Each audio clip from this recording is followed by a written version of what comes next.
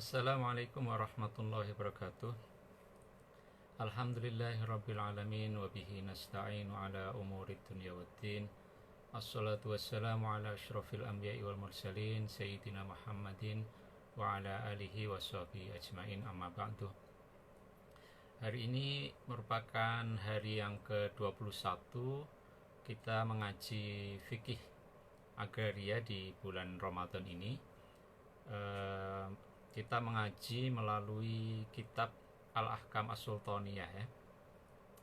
Di hari ke-20 kemarin kita sudah membahas mengenai kebijakan Iqta' al-Istighlal ya, yaitu kebijakan penguasa untuk memberikan alokasi tetapi bukan atas lahan pertaniannya itu, melainkan atas bagian ya dari pungutan revenue yang diambil dari hasil pengusahaan lahan pertanian itu. Jadi bukan konsesi atau pemberian grants atas lahan pertanian itu sendiri, tetapi sejumlah tertentu yang disisihkan dari pungutan dari hasil mengusahakan lahan pertanian itu sendiri. Nah, seperti yang kita tahu dari ngaji fikih agraria beberapa hari yang lalu, Iqta' Istighlal ini, yaitu Iqta' yang tadi sudah saya sampaikan tidak atas lahannya tetapi atas sebagian hasil dari pungutan lahan itu mencakup dua sumber pungutan ya, yaitu pertama adalah al-ushr, jika pungutan itu diperoleh dari pembayaran zakat. Lalu al-kharaj ya, jika pungutan itu berasal dari pembayaran pajak yang dikenakan atas warga non muslim atau dhimmi ya. Nah, ini tentu kaitannya dengan klasifikasi penduduk pada masa itu ya, yang dibedakan menurut agama ya, karena waktu itu tentu belum ada konsep mengenai warga negara. Nah, kemarin kita juga sudah membahas bahwa terkait dengan al-ushr ya, jadi yang pungutan yang bersumber dari pembayaran zakat itu Iqta' tidak bisa dilakukan sama sekali ya, Iqta' Istighlal ya. Kenapa? Karena tentu saja kaitannya dengan al-ushr ini sudah ada mustahiknya sendiri ya, sudah ada kelompok yang berhak untuk menerimanya ya, karena ini kaitannya dari pungutan yang berasal dari pembayaran zakat ya. Dan kita tahu zakat sudah ada ketentuan mengenai siapa saja golongan yang berhak menerima.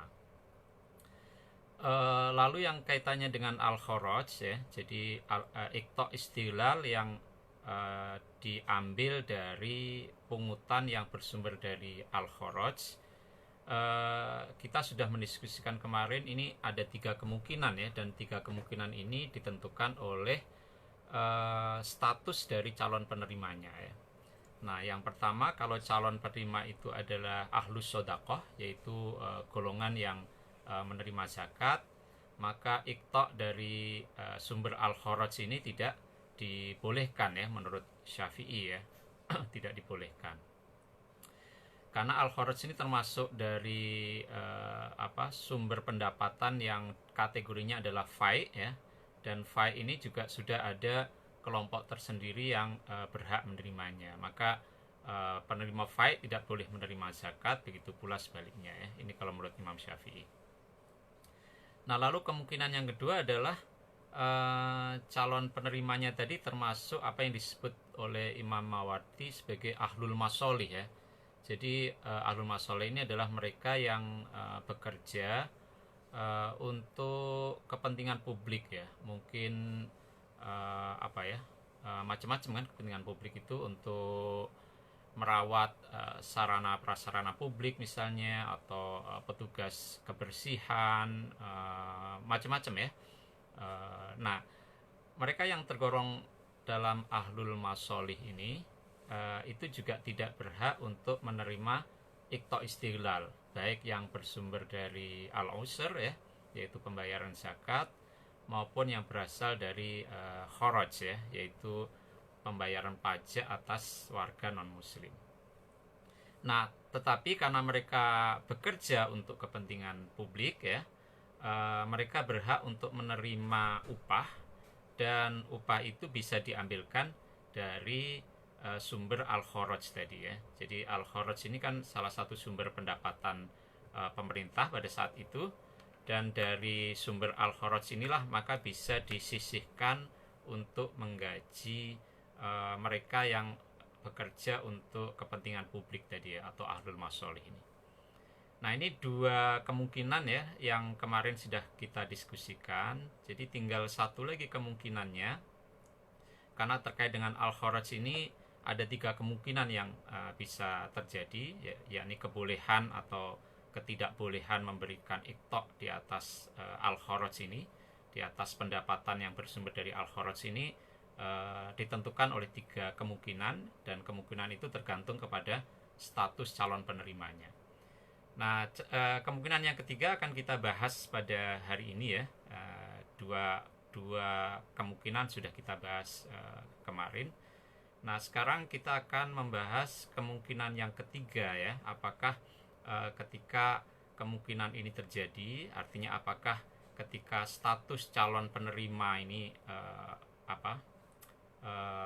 memiliki situasi yang ketiga ini, dia berhak menerima iqta' istighlal atau tidak ya. Ini yang menjadi topik kita pada hari ini. Nah, ini ada di halaman 291 ya. Jadi silahkan kalau Anda mengunduh kitab yang sudah saya share, bisa dilihat di halaman 291 paragraf yang ketiga ya, untuk bisa mengikuti ya. Nah, marilah sebelum kita mulai membaca, kita mengirim surah Al-Fatihah terlebih dahulu kepada junjungan kita Nabi Muhammad SAW, juga kepada pengarang kitab ini. Semoga kita bisa memperoleh manfaat dari ngaji agraria ini ya. Ala hadiniyah wa ala kulli niyatin sholihah wa ila hadrati nabiyina Muhammadin sallallahu alaihi wasallam wa aswajihi wa dzurriyyatihi wa jami' ahli baitihi wa ila ruhi musannif hadzal kitab asy-syaikh Imam Mawardi rahimahullahu taala wa nafa'ana bihi wa bi ulumihi fid dharain amin. Al-Fatihah. Bismillahirrahmanirrahim. Alhamdulillahirabbil alamin. Ar-Rahmanir Rahim. Maliki yaumiddin. Iyyaka na'budu wa iyyaka nasta'in. Ihdinas siratal mustaqim. Siratal ladzina an'amta 'alaihim ghairil maghdubi 'alaihim waladdallin. Amin. Bismillahirrahmanirrahim. Qala al-musannifu rahimahullahu ta'ala, wal halatus salisatu, adapun kemungkinan yang ketiga ya, artinya kondisi yang ketiga dari si calon penerima iqta' itu ayyakuna, jika ada yang bersangkutan ya, al-muqta' tadi ya, calon penerima itu min murtaziqati ahlil fai'i, termasuk orang yang mendapat gaji sebagai ahlul fai' ya, sebagai golongan yang berhak atas fai' ya. Wa faradhiyatid diwani, dan dia masuk di dalam registrasi di diwan ya. Diwan itu pusat administrasi ya, yang waktu itu dibentuk ya oleh khalifah untuk antara lain mencatat sumber-sumber pemasukan untuk negara itu ya, untuk baitul mal itu ya, dan juga pengeluarannya ya. Jadi di situ ada registrasi tanah gitu ya, ada registrasi mengenai orang-orang yang mendapatkan konsesi, mendapat iqta' ya, baik konsesinya lahan, dan konsesinya bisa saja berupa hak milik pada akhirnya, atau hak ijarah ya, iqta' ijarah, atau konsesinya itu berupa alokasi anggaran ya, yang bersumber dari al-kharaj ya. Nah, wahum, adapun mereka yang mendapat gaji ini ya, dan terrekod ya di dalam ad-diwan, itu ahlul jaisi, para tentara ya. Jadi personil militer yang kemudian sudah mulai menjadi personel profesional ya, karena pada masa-masa awal Islam kan tidak ada yang disebut sebagai tentara secara khusus ya, tetapi semuanya wajib militer ya, yang memenuhi syarat semuanya wajib militer, tetapi tidak ada golongan yang khusus profesinya menjadi militer, menjadi tentara. Nah, ketika Imam Mawardi menulis ini sudah jauh belakangan, dan kelompok militer ini sudah established gitu ya. Bahwa adapun ahlul jaish ya, golongan tentara ini itu akhossun nasi ya, kelompok profesional, kelompok yang khusus bijawasil iqta'i, di dalam kebolehan memperoleh iqta' ya. Jadi salah satu sumber pendapatan dari ahlul jaish ini ya, kelompok militer profesional pada waktu itu adalah ya dengan iqta' ini ya. Karena itu ya dengan sendirinya ketika calon penerima itu termasuk di dalam golongan ini, ahlul jaish ini ya, maka dia pasti berhak untuk memperoleh iqta', karena memang mereka ini salah satu orang yang secara khusus diistimewakan di dalam memperoleh iqta' ini sebagai gaji mereka ya. Li'anna lahum, karena bagi mereka ini ahlul jaish ini arsyaqon, penghasilan ya atau gaji ya, muqaddaratan yang sudah ditentukan, tusrofu yang diberikan ilahim kepada mereka, masrifal istiqoqi oleh karena entitlement mereka ya, keberhakan mereka itu atas gaji itu ya, karena mereka seperti tadi sudah disinggung akhossun nasi bijawasil iqta' ya. Jadi orang yang sangat tertentu di dalam kebolehan memperoleh iqta' ya, karena posisi mereka sebagai ahlul jaish. Li'anha, karena sungguhnya arzak ini ya, gaji-gaji ini ya, itu ta'widun, merupakan kompensasi ya, merupakan imbalan ya, amma dari sesuatu arsotu yang mereka telah membaktikan nufusahum, jiwa mereka ya, lahu untuknya ya. Jadi untuk pengabdian itu ya. Jadi karena mereka sudah mempertaruhkan nyawa ya, kalau istilah bahasa Indonesia ya, arsotu nufusahum, mempertaruhkan nyawa mereka untuk menjadi tentara ini ya, maka sebagai imbalannya mereka kemudian berhak atas iqta' ini. Min himayatil baydati wadzabi, berupa ya, mereka mempertaruhkan nyawa untuk ya, min himayatil baydati wal wadzabi, untuk melindungi, ini idiom ya, telur ya kalau diartikan harfiah ya, tapi maksudnya ini adalah melindungi perempuan dan anak-anak gitu ya. Melindungi perempuan dan anak-anak artinya penduduk yang paling lemah gitu lah ya, anil harimi, dari harimnya suatu negara ya, ya kalau istilah kita sekarang teritori gitu ya.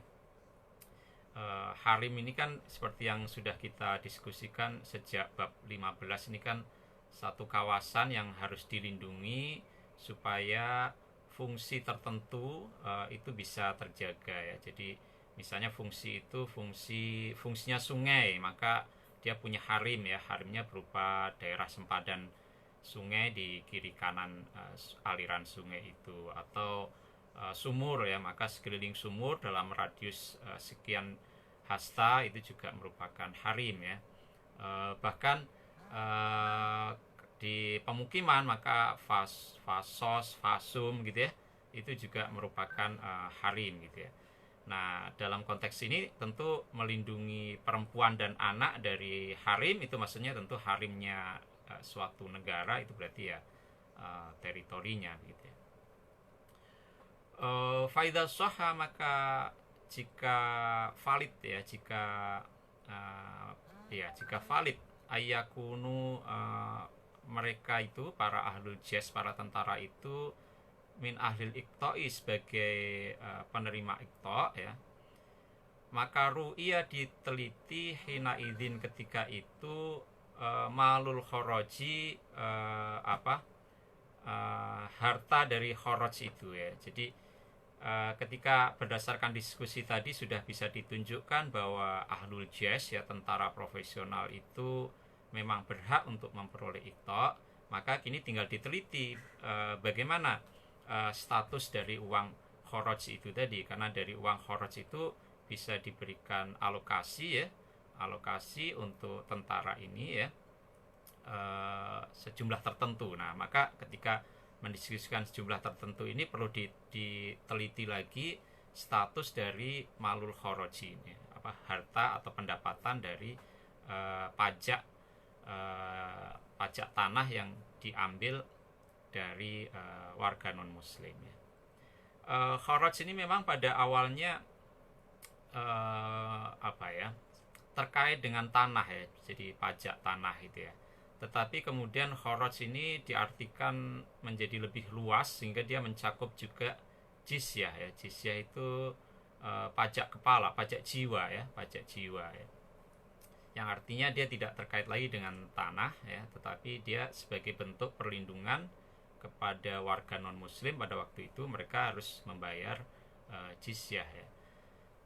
Jadi ini memang diskusi-diskusi untuk konteks di abad tengah ya, ketika klasifikasi penduduk itu didasarkan pada afiliasi keagamaan.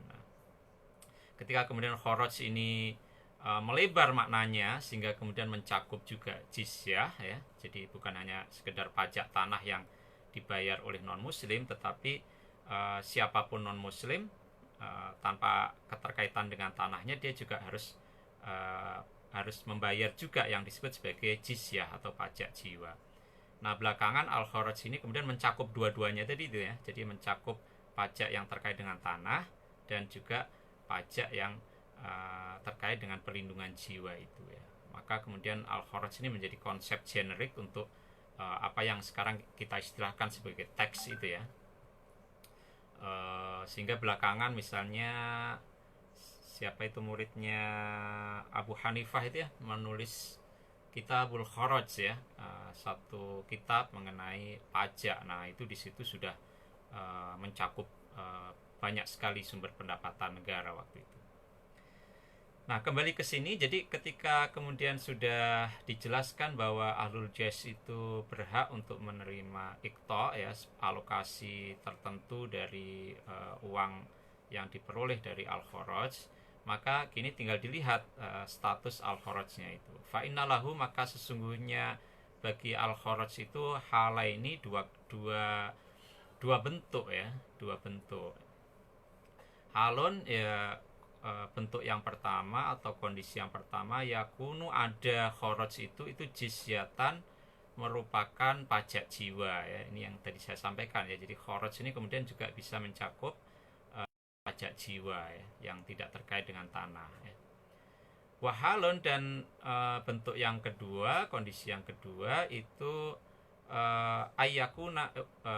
yakunu ya, wahalun, dan ada pun yang kondisi yang kedua, yakunu ada khoroj itu ujrotan, merupakan rent ya, sewa tanah ya. Jadi ini tadi yang saya sampaikan, jadi khoroj yang pada awalnya itu kaitannya dengan pajak tanah, pada perkembangannya kemudian dia juga mencakup pajak jiwa atau yang dikenal sebagai jizyah ya. Maka kemudian khoroj ini di sini bisa mencakup dua kondisi itu.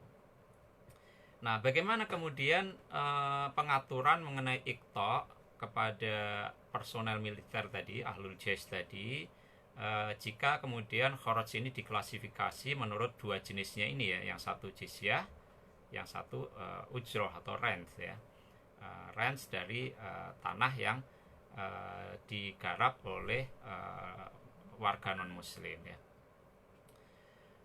atau dhimmi istilahnya pada waktu itu ya. Fa'amama, maka ada pun mal ya, harta karena yang ada ya, minhu darinya, ma di sini berarti artinya pungutan ya. Karena yang ada minhu darinya itu jizyatan, merupakan jizyah. Jizyah itu pajak jiwa, pajak perlindungan bagi non muslim supaya dia bisa tetap tinggal di wilayah negara Islam pada waktu itu, bahwa maka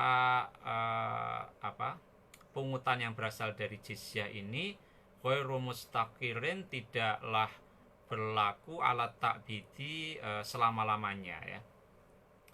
Jadi sesuatu yang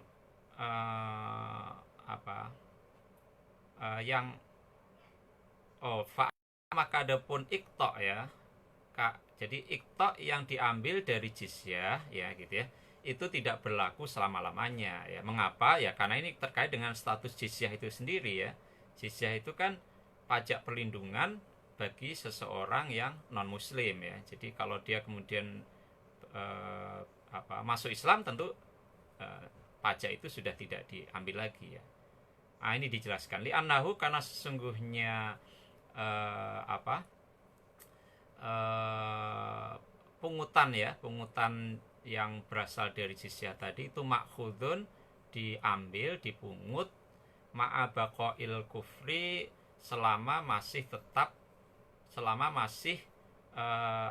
masih bertahannya status al-kufur atau non-Islam itu, non-muslim tadi itu. Jadi selama statusnya masih non-muslim, maka jizyah itu akan terus diambil gitu ya. Wazailun, dan akan hilang ya, akan berhenti ya, ma'ahudusil islami, ketika dia masuk Islam ya. Jadi kalau iktok itu diberikan atas jizyah, maka harus diingat bahwa jizyah ini tidak berlaku selama-lamanya ya, sehingga ketika itu diberikan atas jizyah, periode waktu iktoknya jadi harus lebih pendek, karena untuk mengantisipasi jangan-jangan jizyah yang berasal dari seseorang ini kemudian berhenti karena yang bersangkutan masuk Islam misalnya gitu ya.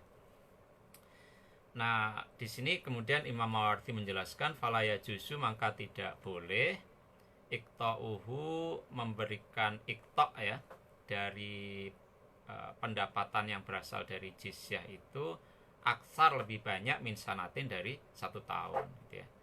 Siapa tahu jizyah itu kemudian hilang ya, pendapatan yang dari jizyah itu hilang karena orang yang dipungut jizyah itu kemudian masuk Islam. Jadi tidak boleh lebih dari setahun ya. Li'annahu, karena sesungguhnya ghairu malsukin itu tidak bisa, li'annahu karena sesungguhnya ini sya'an demersain ya. Ghairu malsukin itu tidak bisa dijamin bistihqaqihi, dengan keberhakan orang yang calon penerima tadi. Oli anahu bukan dhamir sa'an, tapi kembali kepada al-muqta ya, calon penerima ikta ya. Di anahu, karena al-muqta tadi itu ghairu mausukin, tidak bisa dijamin bistihqaqihi, dengan keberhakan dia atau entitlement dia atas pungutan jizyah tadi ba'da, setelah 1 tahun ya. Fa'in aqta'ahu, maka jika memberi iktok penguasa ya, pemerintah hu, kepada calon penerima ini, sanatan, setahun, ba'da hululihi, setelah jatuh temponya ya. Jadi setelah jatuh temponya pungutan jizyah ini, ternyata yang berkewajiban membayar jizyah tadi masih non muslim ya. Nah, maka berarti kan jizyah itu bisa diambil ya. Ya, jadi dan ketika jizyah itu bisa diambil, lalu penguasa itu memberi iktok kepada seseorang yang lain dengan sumber yang berasal dari jizyah ya.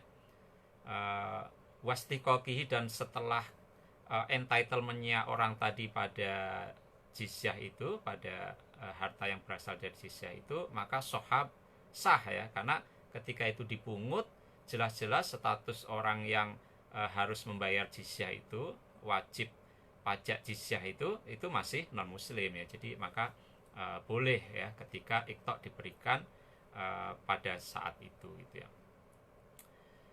Wa in aqta'ahu, tetapi jika memberi ikta penguasa hu kepada calon perima tadi, al-muqta tadi, fissanati di dalam setahun qoblas tihqaqihi, sebelum dia berhak atasnya ya, maka fafi jawazihi, maka di dalam kebolehan melakukan hal ini itu wajhani, ada dua pendapat ya. Ya ini apa ya, menjelaskan sumber-sumber pendapatan negara pada waktu itu ya, dan kemudian dari pos-pos penerimaan negara itu ada sekian macam klasifikasi ya, ada jizyah, ada kharaj ya, kharaj yang berupa pajak tanah gitu ya, lalu ada al-usr ya, ada macam-macam gitu. Dan kemudian ikta di sini, ikta istiqlal di sini berarti adalah alokasi tertentu dari sumber-sumber pendapatan tadi ya. Misalnya kalau sekarang kan kita mengenal ada alokasi 20% ya untuk pendidikan ya dari total penerimaan negara misalnya gitu ya. Ada alokasi misalnya sekian persen dari DAU ya, dana alokasi umum, yang itu diberikan untuk daerah-daerah dengan otonomi khusus seperti Aceh atau Papua misalnya. Nah, inilah yang disebut sebagai ikta istiqlal, kurang lebih begitu ya. Jadi dari sumber-sumber pendapatan itu lalu kemudian diberikan alokasi khusus, yang alokasi khusus itu bukan atas tanahnya langsung, tetapi atas pendapatan yang diperoleh dari tanah itu, baik itu kharaj atau usur dan segala macam. Nah, ini kembali ke sini, kembali ke apakah kemudian calon penerima itu yang tadi dijelaskan di sini adalah golongan militer itu ya, kemudian bisa menerima jizyah ya sebelum setahun itu ya. Nah, mengenai kebolehannya ini di sini ada dua pendapat.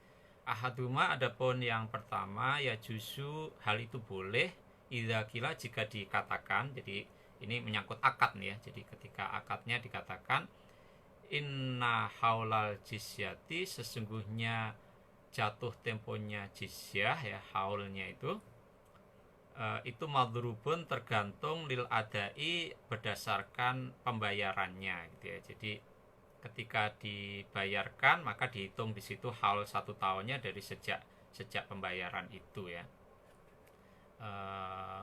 Karena ketika dia dibayarkan otomatis jizyah itu diberikan oleh seseorang yang statusnya masih non muslim ya. Jadi akadnya harus seperti itu. Nah, kemudian wasani, adapun yang kedua, laya juzu, itu tidak boleh idza qila, jika dikatakan. Jadi akadnya kemudian dinyatakan seperti ini ya. Inna haulal jizyati, sesungguhnya haulnya jizyah itu madrubun, ditentukan lil wujubi, dari status kewajibannya jizyah itu. Jadi status kewajibannya jizyah kan dia non muslim ya, tetapi non muslim ini kan status yang tidak kekal ya, orang bisa saja masuk Islam kan gitu ya. Jadi kalau akadnya didasarkan pada haulnya jizyah menurut kewajibannya, ya ini kewajiban yang sifatnya tergantung ya. Kalau dia masuk Islam kan kewajibannya gugur, jadi akadnya tidak bisa didasarkan pada kewajiban pembayaran jizyah itu ya. Tetapi itu boleh kalau akadnya seperti yang tadi, pendapat yang pertama tadi, dia ditentukan oleh ketika dia dibayarkan ya. Karena ketika dia dibayarkan otomatis si wajib pajak jizyah itu pada saat itu statusnya masih non muslim.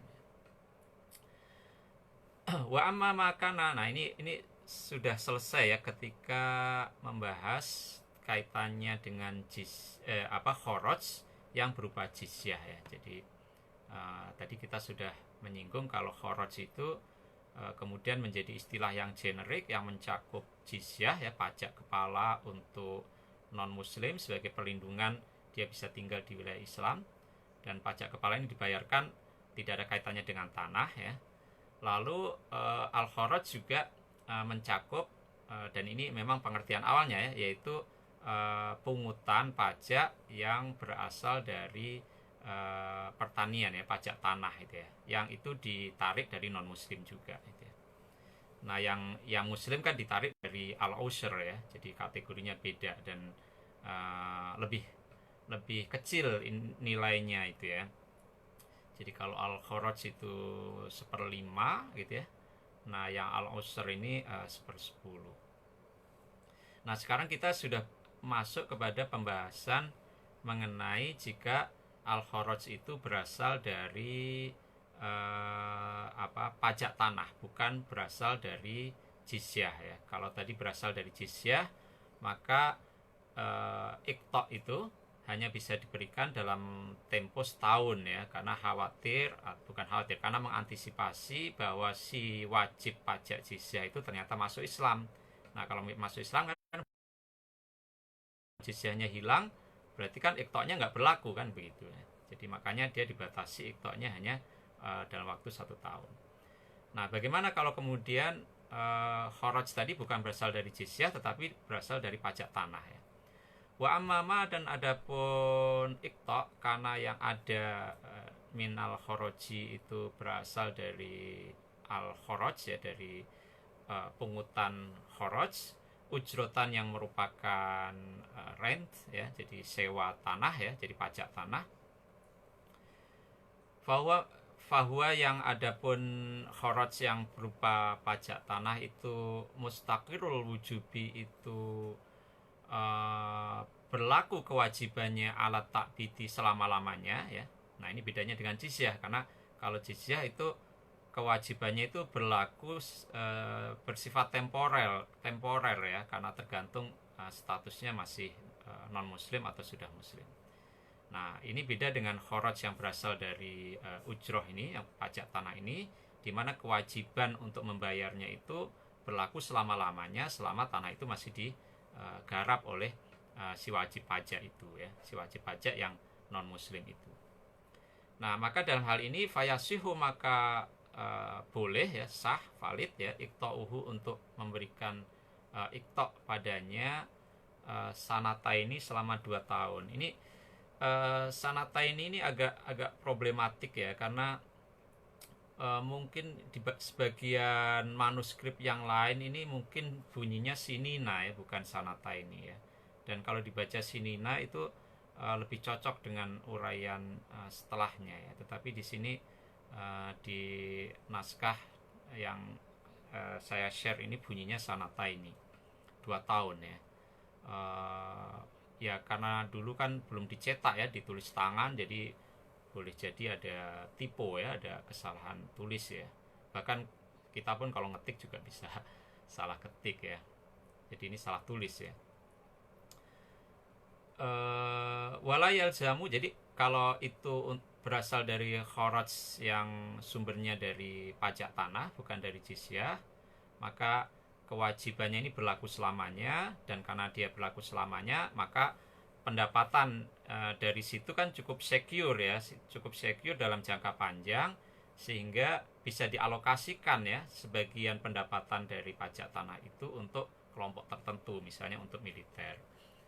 Nah, ini yang memang membentuk sejarah feudalisme kan seperti ini ya. Jadi ada satu kelompok yang kemudian dia berhak untuk mendapatkan bagian dari surplus pertanian yang dihasilkan oleh petani ya. Nah, para penguasa pada waktu itu kemudian bisa menentukan bahwa kelompok militer ya, kelompok-kelompok militer itu sebagai gaji mereka, dia kemudian mendapatkan jatah ya, alokasi ya, iqta istiqlal ya, untuk ikut menikmati surplus yang dihasilkan oleh petani ini. Nah, karena surplus itu diambil dari kharaj ujroh yang sifatnya itu kewajiban pembayarannya itu berlaku selamanya, maka bisa saja kemudian mereka mendapatkan iqta dalam waktu yang cukup lama. Misalnya si A gitu ya, oleh penguasa ditetapkan sebagai gajinya,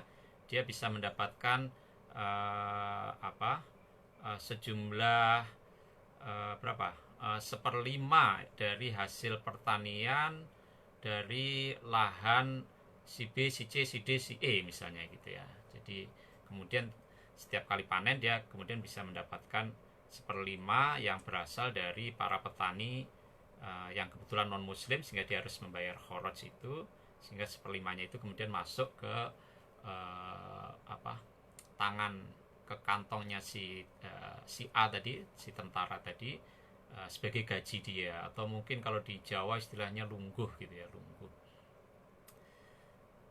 Nah, ini memang kemudian membangun struktur feodalisme pada saat itu. Makanya di dalam beberapa terjemahan iqta itu juga sering diartikan sebagai feodalisme ya, artinya ya. Wala yalzamu, dan tidak wajib al-iktisaru membatasi minhu dari iqta ala sanatin wahidatin atas masa, atas tempo 1 tahun saja ya. Bikhilafil jizyati, berbeda dengan jizyah ya, allati latas takiru, yang tidak tetap ya jizyah itu, karena jizyah itu kan temporal ya, dia tergantung kepada seseorang itu statusnya masih non muslim atau sudah muslim ya.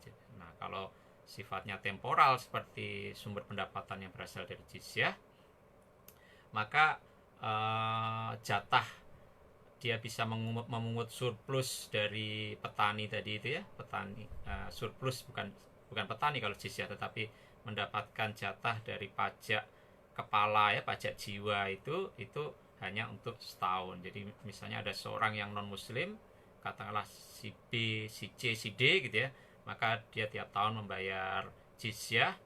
Nah, si A ini yang kebetulan adalah tentara itu ya, militer itu, dia berhak mendapatkan bagian dari jizyah yang dibayarkan oleh si B, si C, si D itu dalam masa setahun saja ya.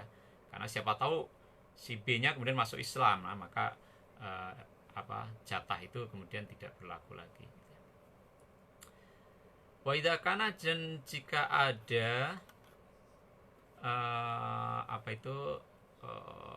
kharaj tadi itu, kharaj yang berasal dari rent, dari pajak tanah tadi itu, kadalika dalam kondisi semacam itu ya, artinya dia bisa diberikan dalam masa beberapa tahun, tidak hanya dibatasi 1 tahun saja, maka falayahlu, maka dia tidak terlepas, halu iqta'ihi, status pemberian iqta'nya itu ya, pemberian jatahnya itu min salasati aksamin, dari 3 bagian ini. Jadi ketika dia merupakan iqta' yang diperoleh dari pajak tanah yang wajib pajaknya adalah non muslim, maka pemberian iqta'nya tidak terlepas dari 3 hal ini.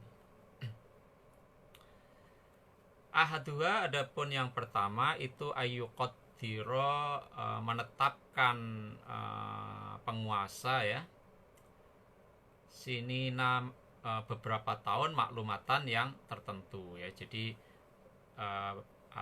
penguasa menetapkan iqta' di atas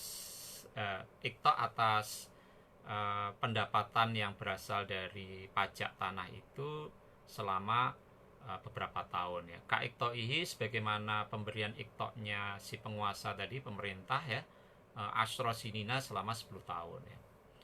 Jadi misalnya si A sebagai tentara, dia mendapatkan gaji berupa sebagian yang diperoleh dari iqta' yang dipungut dari si B, C, dan D, dan itu berlaku selama 10 tahun misalnya. Jadi dia menikmati surplus pertaniannya itu sebagai gaji dia ya, sebagai lungguhnya ya. Fayasihu, maka hal ini sah ya. Idza ru'ya, jika dipenuhi fihi, di dalamnya, syartoni, 2 syarat ya. Ahaduma, adapun yang pertama, ayyakuna, jika ada rizqul muqta'i, gajinya si penerima tadi, maklumal qadri, itu diketahui nilainya inda badilil iqta'i oleh si pemberi iqta' ya. Jadi ketika memberikan iqta' maka jumlah gajinya ini kan tergantung jabatannya di militer, fungsinya dan segala macam itu sudah diketahui ya, sehingga dengan mengetahui itu maka bisa ditentukan dia mendapatkan iqta' dari berapa orang misalnya ya, dan dengan jumlah berapa gitu ya, supaya bisa ditentukan ya padanannya ya, padanan dari gaji yang hak gaji dia itu dengan kemudian berapa iqta' yang harus diberikan. Fa'ingkana maka jika ada gajinya itu, jumlah gajinya itu majhulan, tidak diketahui indahu oleh si pemberi iqta', maka lam yasiha, tidak sah ya iqta' itu. Nah ini syarat yang pertama. Wasani adapun yang kedua, ayakuna jika ada qadrul kharaji, nilai dari pajak tanah itu juga makluman diketahui indal muqta'i oleh si penerima iqta' ya, wa inda badilil iqta'i dan juga oleh si pemberi iqta' ya, karena supaya bisa dipadankan ya antara gaji dia haknya berapa nominalnya, lalu kharaj yang nanti akan diberikan iqta' kepada orang tadi juga bisa diketahui sehingga nanti bisa dikelopkan gitu. Fa'ingkana majhulan, fa'ingkana maka jika ada kharaj itu, nilai kharajnya itu majhulan, tidak diketahui indahuma oleh keduanya, oleh si penerima iqta' maupun oleh si pemberi iqta', aw inda ahadima atau oleh salah satu di antara keduanya, maka lam yashiha, hal itu tidak boleh. Wa idza kana, dan jika ada kadzalika itu situasinya seperti itu ya, artinya tidak diketahui secara pasti ya, baik oleh keduanya ataupun oleh salah satunya, maka lam yahlu, tidak terlepas halul kharaji, kondisinya kharaj itu min ahadi amro, ini dari salah satu dua hal. Imma ayyakuna, boleh jadi ada ya kharaj itu muqasamatan, merupakan bagi hasil ya, jadi pembayarannya itu dalam bentuk hasil buminya itu ya, hasil buminya itu kemudian dibagi hasilkan ya. Nah, jadi kalau itu bagi hasil kan tentu dia sangat fluktuatif, panenannya berapa dan segala macam. Jadi nilai dari kharajnya kemudian tidak bisa ditentukan ya. Jadi al kharaj itu kan bisa macam-macam ininya, kesepakatannya ya. Kita sudah mendiskusikannya beberapa waktu yang lalu. Bisa saja salah satu skema kesepakatan pembayaran kharaj itu adalah dengan mukosamah ya, bagi hasil dalam bentuk natura ya, hasil buminya itulah yang kemudian dibagi. Nah, jika demikian maka tentu susah untuk mengklopkan antara nilai kharaj ini dengan gaji yang merupakan hak si penerima iqta' tadi ya, si personil militer tadi. Au masahatan, atau menurut ukurannya. Nah, kalau menurut ukurannya ini mungkin lebih pasti ya, entah ukurannya itu volume ya, liter gitu ya, atau ukurannya berat ya, kilogram gitu ya. Nah, ini yang transaksinya atau kesepakatan di dalam bayar kharaj ini bisa dua ini. Fa'ingkana maka jika ada al kharaj itu muqasamatan, berupa muqasamah ya, bagi hasil dalam bentuk natura. Nah, ini ada yang membolehkan juga. Faman, maka bagi barang siapa ya, maka bagi seseorang jawaza yang membolehkan minal fuqahai di antara para ahli fikih wal al khoroji untuk apa menetapkan khoroj alal muqasamati atas dasar bagi hasil ja'alahu maka menjadikan orang yang membolehkan tadi hu atas khoroj minal maklumi termasuk sesuatu yang diketahui, termasuk kategori sesuatu yang kadar khorojnya diketahui ya. Alladzi ya juzu yang boleh iqta'uhu memberikan iqta' atasnya. Jadi menyangkut muqasamah ini ada dua pendapat ya. Yang satu memang ada yang membolehkan ya. Ada yang membolehkan menetapkan khoroj atas dasar muqasamah. Dan kalau ini boleh, maka pembagian muqasamah itu kategorinya maklum bukan majhul, meskipun jumlahnya itu bisa variasi tergantung perolehannya tiap tahun itu atau tiap kali panen itu berapa ya. Kalau panennya bagus bisa lebih banyak, kalau panennya tidak bagus ya berkurang gitu ya bagi hasilnya. Tetapi terlepas dari variasi ini ya, bisa banyak bisa kecil, tetapi itu kemudian tetap dikategorikan sebagai sesuatu yang maklum bukan majhul ya. Jadi maklumnya di sini tentu proporsi bagi hasilnya ya, bukan pendapatan terakhir yang diperoleh gitu ya. Karena kalau pendapatan terakhir yang diperoleh tentu sangat variatif tergantung hasil panennya. Nah, bagi ulama ini muqasamah bisa ditetapkan di atas al-khoroj, dan ketika itu bisa ditetapkan atas al-khoroj, maka berarti boleh juga untuk memberikan iqta' atas khoroj yang berasal dari bagi hasil ini. Waman dan seseorang, ini pendapat yang berbeda, mana'a yang melarang ya min wad'il khoroji dari menetapkan khoroj alal muqasamati atas dasar bagi hasil ini ya, bagi hasil dalam bentuk natura ini, maka ja'alahu dia menjadikan hal ini minal majhuli termasuk majhul ya. Jadi karena ini majhul tentu menurut yang bersangkutan iqta' tidak boleh ya. Nah, ini yang kalau transaksi khorojnya, pajak tanahnya muqasamah. Nah, bagaimana jika transaksinya itu misahah ya. Tadi kan ada dua ya, muqasamah dan misahah. Kalau misahah itu dibayar menurut ukuran yang disepakati, apakah volume kah ya, liter misalnya ya. Jadi misalnya khorojnya tiap tahun ya atau tiap kali panen sesuai dengan luasnya dia harus membayar sekian gitu ya. Ukuran dulu mungkin bukan liter ya, ukuran volumenya ya, kati apa gitu ya, saya juga lupa itu istilah-istilah itu. Atau kalau ukurannya berat berarti ya kilogram ya, kuintal, ton begitu ya.